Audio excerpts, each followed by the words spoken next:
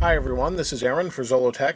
We're going to take a look at the HP Touchpad WebOS interface. So let's go ahead and turn it on. We do that with the little sleep wake button there.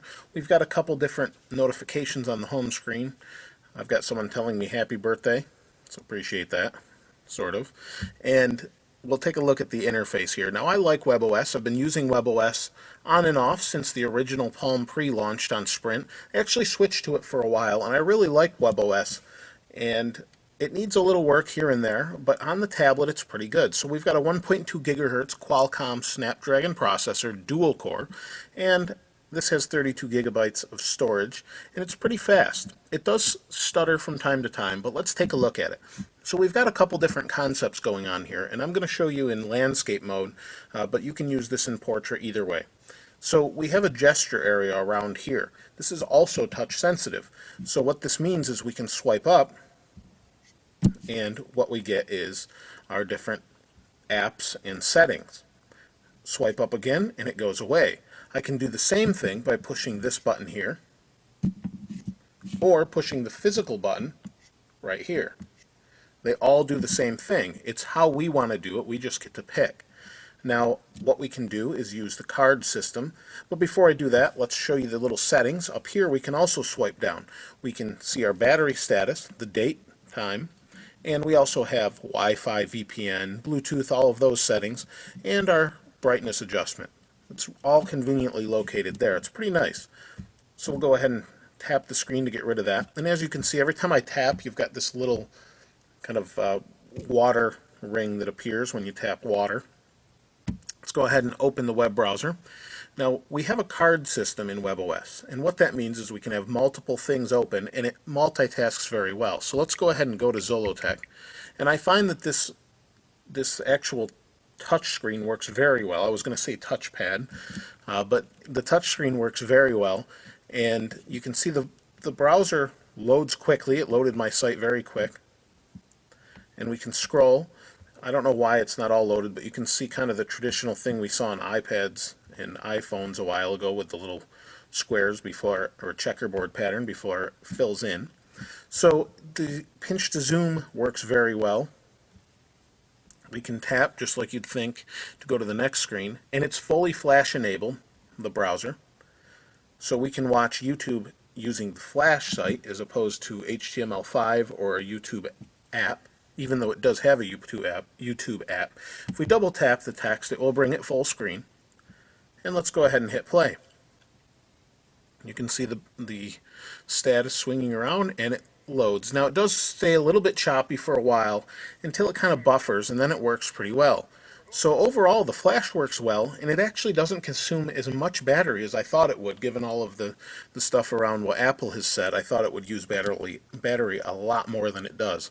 It does consume it faster, but it lasts pretty well. It seems to be probably a 10-hour tablet just doing normal web browsing, but I don't know about with Flash. So we'll leave this open for now. Let's open something else. Let's open another web page. And we can do that multiple ways as well, but we'll just do it this way. And let's go to HP's website.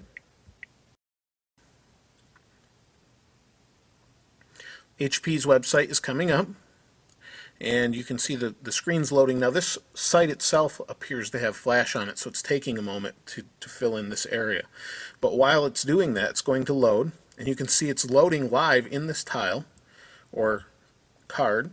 Now what if I want to stack these cards? I can do that. I can move the card from in front to behind it, and when I'm done with it, I can simply throw it off the screen to close it, or I can bounce it, which is kind of neat. Let's go ahead and open a browser. We'll open email. You can see it froze for a second, and I'm not sure why it does that. And HP recently admitted that after that whole thing that happened with them saying they're no longer making the touchpad, they're going to be doing some other things. They actually said that they were able to get this OS running faster on an iPad too, which I thought was interesting considering this technically, or at least we think this has a faster processor. So we have email, we have the browser. We'll go back to Zollotech.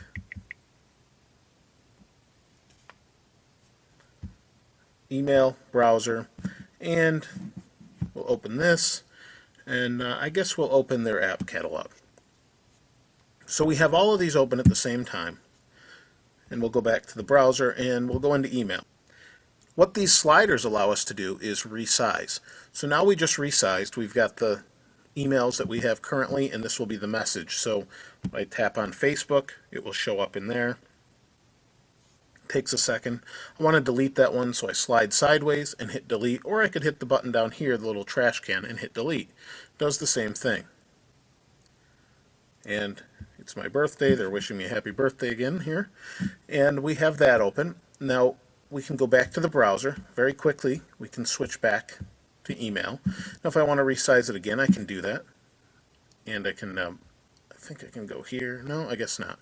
But you get the point. You can full size, read your emails full size, resize everything. Works quite well.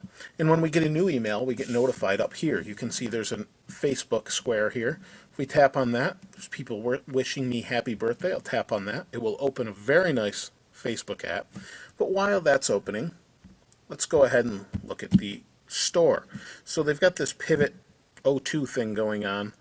I'm not sure what that's all about. I haven't looked at it too much, but I guess it's like a store magazine almost is what it appears to be. Let's go to categories.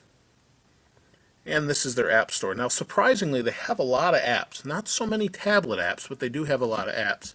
And enough to kind of get you going. Unfortunately, there's no Netflix, and Netflix doesn't run Flash. It actually runs Microsoft's Silverlight, so there is no Netflix on here. Hulu did work originally, but Hulu has since blocked it using the web browser for whatever reason. And so you've got a bunch of different things like Time Magazine. If I want to install that, I just simply hit free. It downloads right here. It gives you a little status bar. And we'll go over here. See it locked up again. It does this once in a while. There we go. And now we're into the Facebook app. So all of these are integrated. I believe HP or Palm at the time helped make the Facebook app. I don't know that Facebook wrote it themselves, but it's a very good app and I like it a lot. Up there we were just notified that Time Magazine was installed. So you kind of get the general idea of the OS.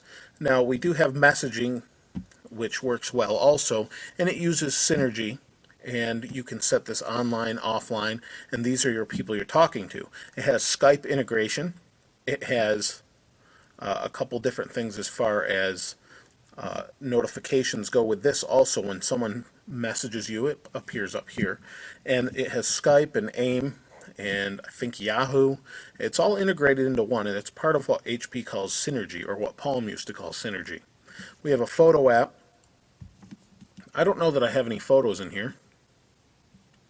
It's loading. So I have wallpapers. Let's go into wallpapers.